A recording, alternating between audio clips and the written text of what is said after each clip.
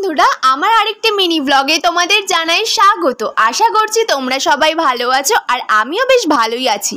তো প্রথমেই সকালে ঘুম থেকে উঠে আমি আমার বেবির জন্য ব্রেকফাস্ট বানাতে চলে এসেছি। আর আজ একটু অন্য রকমের খাবার তৈরি করছি। আসলে কয়েকদিন ধরেই আমার আঞ্জিয়ার কনস্টিপেশনের প্রবলেম হচ্ছিল, তাই আজ একটু ওটস তৈরি করে ওকে দেব। ওটসে ফাইবার থাকার কারণে কনস্টিপেশনের থেকে অনেকটাই রিলিফ পাওয়া যায়।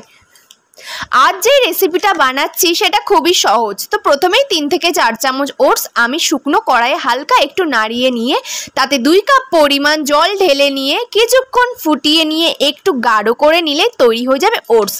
কিন্তু এই শুধু ওটসটা আমার মেয়ে একদম খেতে চাইবে না, তাই এটাকে একটু টেস্টি আর হেলদি বানানোর জন্য আমি এর মধ্যে একটা আম অ্যাড করছি। তোমরা তোমাদের বেবিদের পছন্দ মতো ফল অ্যাড করতে পারো। আমার আঞ্জিয়া যেহেতু আমটা খুবই পছন্দ করে, তাই আমি আম দিচ্ছি।